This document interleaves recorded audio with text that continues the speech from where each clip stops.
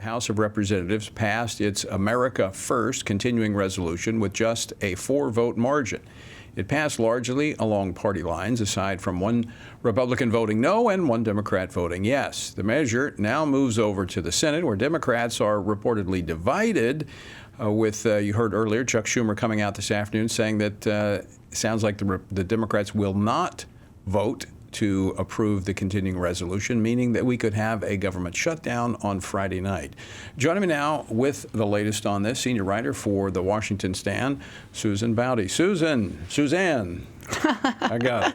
I answer to both. You. All right, give us the latest on what's happening on the CR. Well, I think that the House thought this was a done deal after Mike Johnson managed very ably to get everyone in his party, except for one person, Thomas Massie, who's been a detractor from the beginning, onto his CR.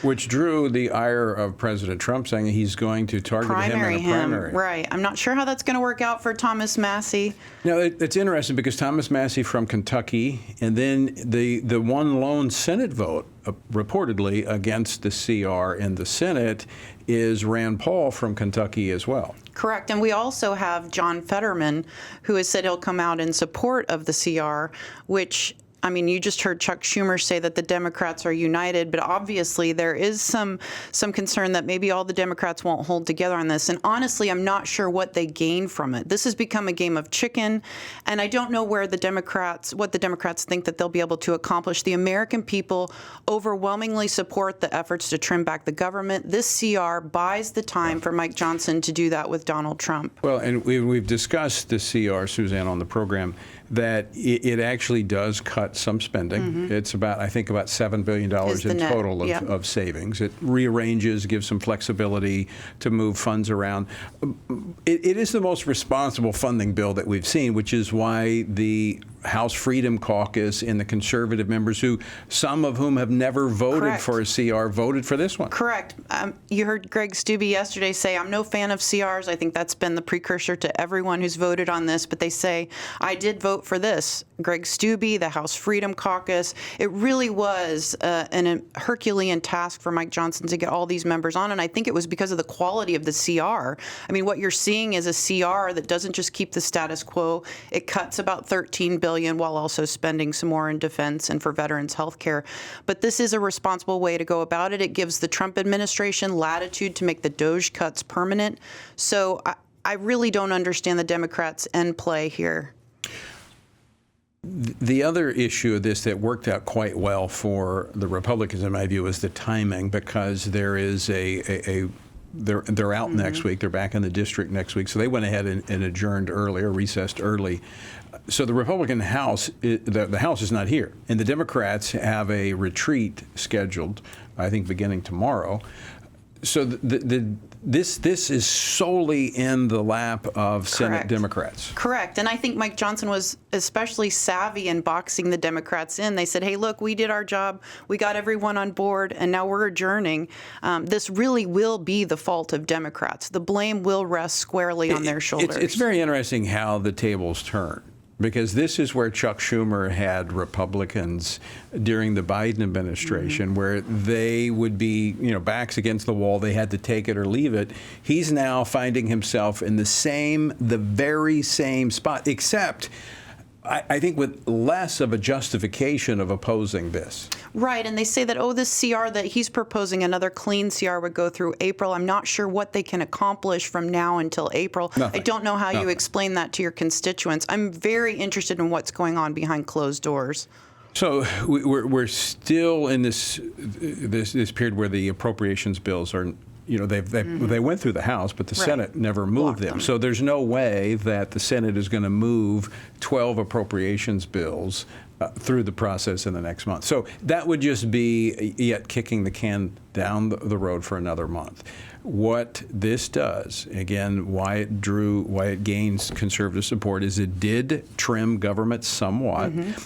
But I think also there's more to this when you get to the reconciliation. Absolutely. That there were promises made that, as you made reference to earlier, the DOJ cuts are going to become permanent. And I mean, how can you not see savings in the federal government when you have, like we're going to talk later, about the Department of Education, where you've laid off half the workforce. I mean, you've got to experience saving somewhere.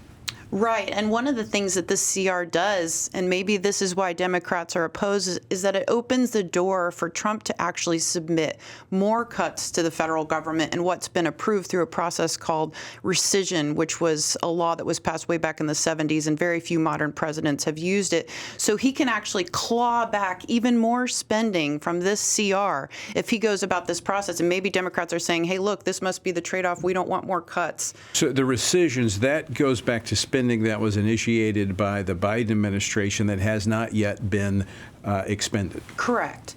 And there is a power for the president to submit line by line. Here's a program we object. Here's why. They send it to Congress. Congress debates it. Right now, the House has a majority. They have 45 days to consider what the president has proposed, and they can decide to cut it.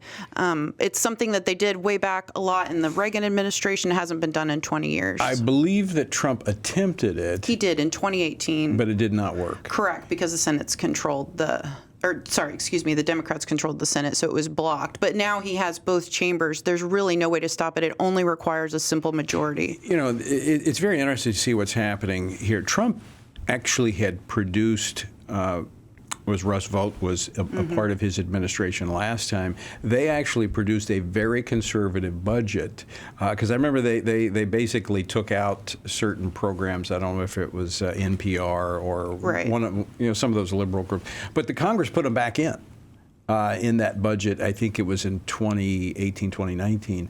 But now we see a meeting of the minds where you have both the Congress and the White House making significant cuts. And frankly, I think the Democrats must be scared because if Mike Johnson can herd all the cats in his house and he can get them on board for something like this, imagine the unity that they would have behind true reform. All right. Suzanne, let me take on one other topic. You also are writing on the Ukraine-Russia ceasefire deal that was put forth. The United States put it forth. But is it a deal, considering the bombing that took place? Right. So Ukraine signs off on it, sends it to Russia, and Russia sends it back with a bomb. Right. Exactly. So where's that stand? Well, right now, I think that the real question is this something that Russia would even agree to? And if so, how can they be trusted to keep this deal? I mean, as somebody from National Review pointed out, I believe it was Dan McLaughlin, he said, a deal with Vladimir Putin is about as airtight as a deal with Hamas. And I think that's what we're probably looking at unless the Trump administration provides some real deterrence, which I don't think has been laid out, or if it's been laid out, it's not been made public, what those deterrents are. Otherwise, what's to prevent Putin from coming in and saying, oh, I'll back off during the Trump years? But they need some assurances that Vladimir Putin's not going to watch Donald Trump go away in 4 years and then just plan to reinvade. Was it the rare earth minerals deal that would bring U.S. companies into Ukraine that was to be that security that we potentially, yeah, I believe so. So it's kind of a security promise without a promise. Exactly. I mean, that was the conversations that I've had with those surrounding this, that it was not a hard, fast commitment, but America would not. It's not unlike what we've seen back in the early 90s, 80s with the Middle East, where we had interest in the oil fields in the Middle East, which drew America into actually that direct military action. Correct. I'm very curious to see what happens with this. I think Trump will have to get involved behind the scenes with Putin. I think that's the latest reports have been that Russia wants to talk to Trump before they make any decisions about the 30-day ceasefire. Does Putin play golf? I don't know. Okay. We know he rides horses. Yes, without a shirt. Right. Okay. All right. Well, all right. Next slide. All right. Suzanne Bowdey, thanks so much for joining us. Thank you, Tony.